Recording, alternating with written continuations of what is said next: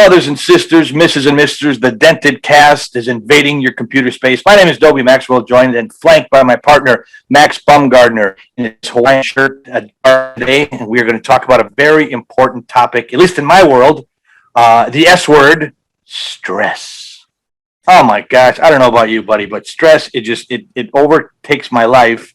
And I don't care how many positive thinking books I read and how many uplifting thoughts and meditations. It snapped like a number 2 pencil and it's right into the abyss. How about you? Well, yes, I would be lying if I said that stress doesn't play a role in my life, but I think it plays a role in everyone's life. Really That's why we're talking about it. And I do think that the difference is that you have to tell yourself, I am not my stress, just like I am not my mistakes. I am not my depression. I am not my failed relationships. That's the difference, because I feel like Dented Cans assume that. So, for instance, like all the stress that cascades or rolls into, I'm a piece of shit. My life sucks. It's always stressful. It's just, I'm just getting hit all the time. It never gets better. Blah, blah, blah, blah, blah. The key in my mind, and it has worked for me, does not always work for me. I'm not there yet, man. It's a destination. But the key in my mind is to separate yourself from that, knowing that you've said it before. You're like, oh, well, here comes the wormy side of the apple. Okay. Mm-hmm. Well, rather than attaching yourself to the wormy side of the apple, my proposal is that just like watching clouds in the sky, let them pass, but don't attach to them. Well, here's the thing, and I know what we try to do here, and you and I personally, as friends for many years, we've talked each other off the ledge. And sometimes you're the talker, and sometimes I'm the talker. But today, it was one thing, and I've been really doing well. As we're recording this, it is the just after the new year. And, you make I don't even want to call them resolutions because I think that's a curse. You try to make your life improvements and you're extra focused in that time. And I've been trying to really work ahead and be early and blah, blah, blah, blah, blah. And just one thing happened. And then I had an appointment and had to wait. I'm not going to get into details, but then just all the dominoes started to fall. And it was almost a comedy movie scene in that, could it go any more wrong? Can the guy picking his nose in front of me that could have gone through the yellow light that didn't, and it just sets off a whole entire thing. And I'm thinking the whole time, things are good. And just, what do you do when the parachute doesn't go? And you got to think quickly. People are, easy to be a Monday morning quarterback. Well, he should have thrown that pass. The guy was open. He had 300-pound guys running him down and he had 4 seconds to make the call. So the same thing, it happened, it unraveled in a hurry, and I was thinking the whole time, okay, I'm in a good place, but it touched my nerves a little bit today. Okay. I'm in Key West, Florida. Mm-hmm. We're here because my wife's a traveler. I do my job remotely. So my wife's a traveler in the medical community, and we're here on an assignment. So we'll be here for a while longer as we're taping this. I like to ride my bike, as you know, Dobie. I used to walk every day at the noon hour between 2 and 3 miles when I was working in Springfield, Illinois. Uh-huh. And I would go do that.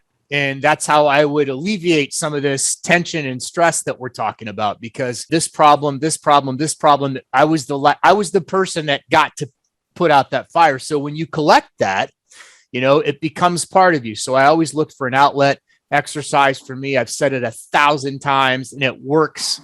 So I'm exercising here. Instead of taking a walk in a park in Springfield, Illinois, I get on my bike and ride around the island. And when I'm feeling kind of crappy, I'll look out into the Atlantic Ocean and say, how's the view today, Mr. Bumgardner? And then I'll answer myself out loud as I'm passing people on the trail. The view's fucking amazing, Mr. Bumgardner. Thank you very much for asking. What happened is I was having an excellent ride, and a guy not paying attention pulled right in front of me. I went over the front of his car. I broke the mirror off of his car with my body. I damaged my bike. I was laying on my back in a parking lot. This just happened few days ago. And, you just made the comment, what do you do, man? When things happen, you got to make. What did you do when that happened? I had to walk around and take a couple of seconds. The guy gets out of his car and said, I didn't see you. Are you okay? And I put my hands up. I said, hey, give me a couple of seconds. Because my first reaction was to go tackle him. And, because I was so pissed off that he did that, Right. But I was able to get my composure. And I think that adrenaline, that shock of it happening so quickly was similar to being a kid and being slapped or being like, the explosion, just that you're not expecting from like a parent, for instance. Mm-hmm. And, that shock that you get to the system. And so I was able to mitigate that, I'm happy to say. The police showed up, the ambulance showed up. I turned the ambulance down. The guy was really worried that I was going to be litigious like everybody else in America is, because I could have nailed him to the wall. Oh, my neck. Oh, my back. Oh, my rib cage. And by the way, I think I did crack a rib because it still hurts right now. But okay. They can't do anything about it anyway, so it just has to heal. I bent my bike back. I could have got $1,000 bike out of the guy, $2,000 bike. I bent the stuff back. His mirror was hurt. I said, I'm a little sore, but I've been hit worse than this. Yeah, by my father. Well, when I was 9. I'm not saying that. I'm not saying that, but I know you're doing that to be funny. But I was proud of myself in that moment. And when I got home, I was like, that was the right thing to do. That was the right thing to do. How many people in the same situation would have said, I got to go to the hospital to get checked out in the ambulance? I've got a buddy that even called me and said, he goes, well, you could have had an instant $10,000 by just going to the hospital and getting checked out. He goes, why didn't you do it? I said, because I don't want that. I don't want that karma. I don't want that vibe, So I don't know if that fits what you're saying, but that'll wreck your day when you're going 20 miles an hour on a bike, which doesn't sound very fast. It is on a bike. It is. When you're going 20, and I had just looked down on the speedometer because I was like, man, I'm feeling good, and bam, oh my gosh, that brings everything to focus. I'm going to pull a Dr. Phil, and you kind of explained it, but I just want to get it for myself and for viewers. Okay. When you were angry when that happened? Yeah. Who or what were you angry at? I was angry at him for not paying attention because he could have killed me. But how many times have you not paid attention? How many times have I not paid attention? Yeah. So that's why I gave the guy a break. But my initial reaction, Dobie, was because of the shock, and I was hurting. It hurt. That hurts. I mean, it hurts when you go over in front of a car and land on the Sure. That hurts. I don't want to test you, but I can imagine it does. Yeah. But in my brain, I can honestly say, was not functioning correctly right after that happened. I was like, sure. So anyway, as they used to say on the old wrestling show when I watched his kid, he's on rubber leg street. The announcer always said that when the guy was discombobulated. I know you called me and told me about it. And it's like, wow, that's pretty dramatic. Yeah, but it's okay. And the guy called back a couple days later. He goes, if you change your mind. I think that's probably what the call was for. Sure. Because he was probably freaking out. I sent him a text back and haven't heard from him since, because that's all he needs is a text that's time and date stamped that said, I am fine. Thank you for checking on me. And then I said, God bless you, because I mean that.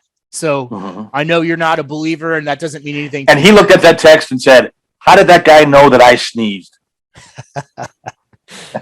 Well, no, it's cool. It's cool to do that. No, seriously, I have a situation with my sister did the same thing. She got rear-ended by a guy, and one thing led to another. And she just said, pay my medical expenses and I'll settle.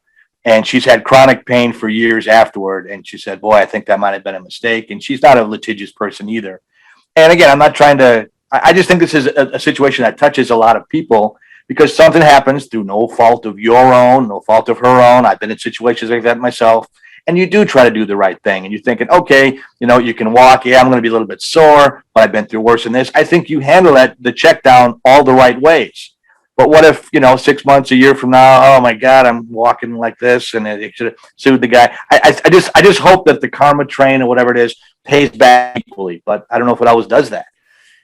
I think it did already. And if I have a pain, then I have a pain, then I'll deal with it. I also exercise a lot, and that I think probably was part of the reason why I was able to handle that and not be majorly hurt. Plus I was lucky. Plus I totally believe in God. And I believe that I was protected in that moment, because I don't think that it had anything to do with God saying, I want this to happen right now, because I think there's free will.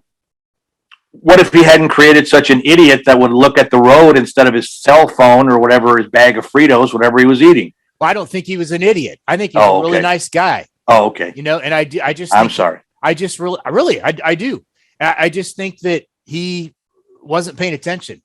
Seriously. I mean, don't BS yourself. How many times have you never once your phone? I am perfect, Max. You are the flawed one in this show. Oh, yeah. That's why I am the star. I just want to make you laugh. But just, I'm glad we're bringing this up. Seriously, who is able to say, I was wrong, I'll cut somebody a break, all this, and we don't claim to be, if you're viewing this for the first time, we're not claiming to be better than anybody or on any kind of trip, only then trying to be the right thing and a good guy. So I'm really proud of you, man. I do think you did the right thing. And I don't know. I've done that in the past. I had a long story. I won't even get into it, but I had a city bus when I was a teenager. The guy cut me off and he dented my fender all the way up, the door, the fender, and he just had a look on his face like, oh my gosh, I'm going to lose my job and blah, blah, blah. And I kind of looked at it and I said, what do you want to do? He goes, what do you want to do? I said, I want to drive home in this piece of crap car that's going to be in the junkyard in about 2 weeks. And you're going to go home with your family and have a nice dinner. And we're going to let this go. And the look on his face, which probably was the same look on the guy that you get, that's kind of forgiveness in a way, don't you think? I'm thinking, I probably could have sued the bus company and claimed it, but I didn't. And that's probably, I don't know, more than 25 years ago now. And that guy doesn't remember it. And I barely remember it until you brought it up. But the world is a better place. And I'm glad I didn't sue it, because I probably used that money for ill-gotten gain. Who knows? So I'm glad we're bringing this up, because it's good to talk about stuff like this, I think. Well, you said that the stress cascades. And so there was a couple of things that happened.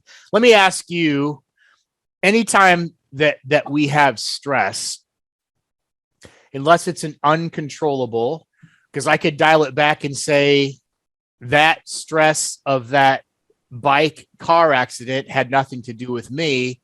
It had to do with him. And that would be wrong, because I chose to ride my bike on a busy street. So it did have something to do with me. So you're the idiot.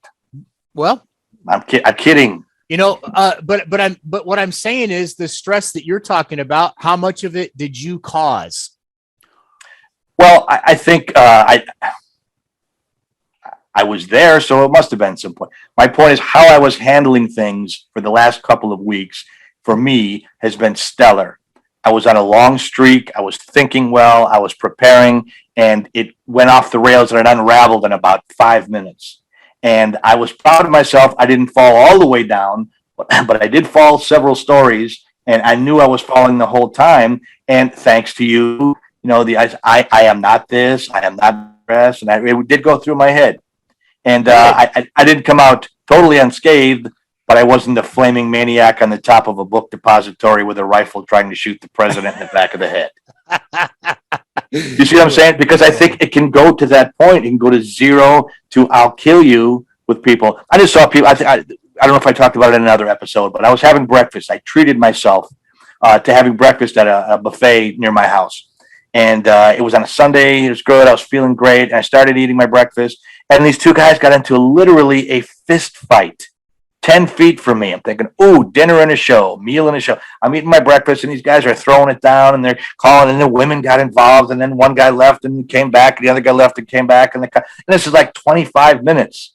And I don't know if it was, did he take, some scrambled eggs with the other guy? I don't know what it was for, but to go from 0 to I'll kill you that fast, I think the world has got a lot more of that now, and I don't know how to stop it. There is a lot of that, more of that in the world, but both of us are capable and have been capable. Many people that know us know that we're both capable of going from 0 to 120 miles an hour instantaneously, and I'm down to about 118, so I'm getting better. The incidents for me are quite a bit less. Yeah, me too. And in fact, I can't remember the last time. And that's the whole point of this episode. And that's why I wanted to bring it up. We talked beforehand. You have a direction. It's like, yeah, this is fresh in your mind. It is fresh in my mind. And someone's viewing. I know a situation has happened within the last week, if not month, and surely 3 months. And the world's just like that now. It's like, okay, what can we do? Breathe, meditate, exercise, all those kind of things that we talk about here. And we're both doing ourselves. And we're not perfect, but we are getting better. So how much exercise do you do today? I walked around the computer 2 times. No, you know you're making fun of me, but I have been making. I'm having fun with you. So no, you're making fun. That's okay. I don't have a problem. But I've been starting in the new year to take walks, to park my car in the back of the parking lot, walk all the way, and it's just it's an incremental thing. But I'm doing it, man. I don't think you can change your whole life overnight. That's why I don't like resolutions. I don't even like to use that word because it's like, oh, I'm going to eat everything, right? And then by January 4th, you're starting, grilled cheese off the Taco Bell, enchiladas, and you're back to your own habits again. So you got to first to get into it. It's going to take at least a while to get out. Yeah, correct. That's why I asked what you were mad at when the guy hit you. I was today. I'm thinking, okay, I'm falling. I'm going up, but I felt checks and balances on the way down, and I didn't go all the way into the total abyss. I was kind of proud of myself. Yeah. So, what would be the takeaways for anybody watching us right now? What do you think? Well, at a happy ending, I think you have to. And I know it's corny too. Yeah. Better people that talk about stuff like this. Okay. You know what I'm saying? I think a lot of the people that I've hung with before and I don't hang with now, that would have been, like I said, sue the guy, blah, blah, blah, blah. And I don't want to do that either. So on our uplifting, happy ending, as we always have on every episode, what would it be? Take a breath. Don't react. Don't identify with the stress. Don't identify with the mistakes. It's certainly okay to have a bad day. We all have bad days. You referenced Joel Osteen. Joel Osteen has bad days. He Good. Does. Every single one of them before he slides right down the water slide to the basement of hell where the fire is hottest. Which he never will because he's protected. Insincere, low-life piece of biblical Wait a second. You said the happy ending. Now we got to start from the top. Okay. Joel Osteen's in hell. That's a happy ending right there. I'm kidding. We kid. I know. With the big man. Yeah. So, well. If you like the show, and we know we have some regular viewers. We love and appreciate every one of you. Please hit subscribe. If you don't like us, recommend us to your worst enemy so we can bother them on your behalf. Yeah. So hopefully one of these days we'll both have our Hawaiian shirts in a warm climate, but we'll still be Dented Cans, and so will you. We love every one of you.